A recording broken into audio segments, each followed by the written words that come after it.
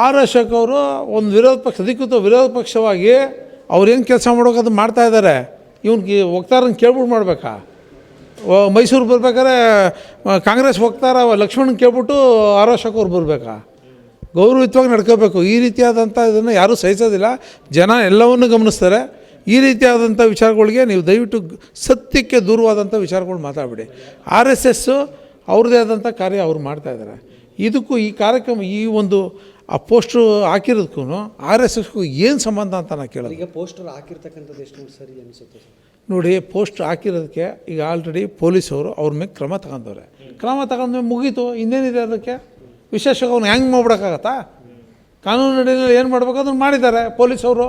ಕೂಡಲೇ ಅವ್ರ ಮೇಲೆ ಅರೆಸ್ಟ್ ಮಾಡಿದ್ದಾರೆ, ಜೈಲಿಗೆ ಕಳಿಸಿದ್ದಾರೆ. ಇದಕ್ಕಿಂತ ಇವ್ರು ಹೇಳ್ತಾರೆ ನಮಗೆ ಹ್ಯಾಂಡ್ ಓವರ್ ಮಾಡಿ ಅಂತ. ಆ ಥರ ಇದೆಯಾ ಅವಕಾಶ ಕಾನೂನು ಅಡಿಯಲ್ಲಿ? ಎಲ್ಲೋ ಒಂದು ಕಡೆ BJP ಈ ರೀತಿ ಶಾಂತಿ ಕದಲುವಂಥ ಕೆಲಸವನ್ನು ನೋಡ್ರಿ, ನಮಗೂ ಈ ವಿಷಯಕ್ಕೂ ಸಂಬಂಧ ಇಲ್ಲ.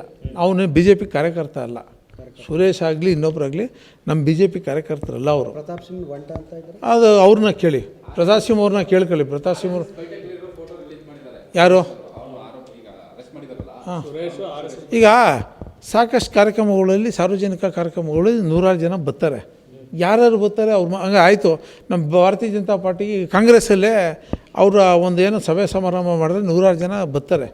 ರೂಢಿಗಳು ಬಂದಿರ್ತಾರೆ, ಸಮಾಜ ಘಾತಕರು ಬಂದಿರ್ತಾರೆ. ಅದಕ್ಕೆ ಅವ್ರು ಕಾಂಗ್ರೆಸ್ ಹೊಣೆನಾ?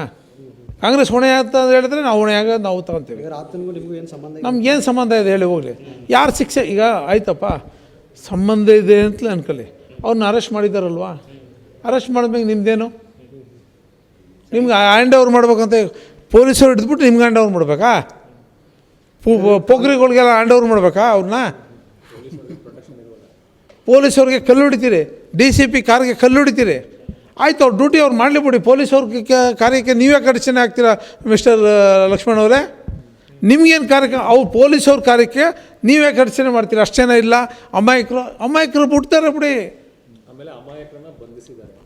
ಆಯ್ತಪ್ಪ, ಅಮಾಯಕರು ಬಂಧಿಸೋಕ್ಕೆ ನನಗೂ ವಿರೋಧ ಇದೆ. ಅಮಾಯಕರನ್ನು ಬಂಧಿಸಬಾರ್ದು ಕಾನೂನಲ್ಲಿ. ಅಮಾಯಕರು ಪೊಲೀಸವ್ರದ್ದು ರೆಕಾರ್ಡ್ ಇದೆ ರೀ, ಅವ್ರು ಬಂಧಿಸ್ತಾರೆ. ನಿಮ್ಮತವು ಏನಾದ್ರು ಅಮಾಯಕರು ಅಂತ ಏನಾದ್ರು ನೀವು ಸರ್ಟಿಫಿಕೇಟ್ ಕೊಡ್ತಾರೆ ಕೊಡಿ. FIRನಲ್ಲಿ 1000 ಜನ ಅಂತ ಪೊಲೀಸ್ನವರೇ ಬರೆದಿದ್ದಾರೆ, ನಾವು ಬರೆದಿರೋದಲ್ಲ. 150 ಜನ CCB ಹೇಳಿದ್ದಾರೆ. FIRಲ್ಲಿ 1000 ಜನ ಅಂತ ಅವ್ರು ಮೆನ್ಷನ್ ಮಾಡಿ ನಾವು ಮಾಡಿರೋದು. ಅದು ನಾವು ಮಾಡಿರೋದಾ? ಸರ್ಕಾರ ಯಾರ್ದು ಈಗದು? ಗೌರ್ಮೆಂಟ್ ಇರೋದು ನಿಮ್ಮದು.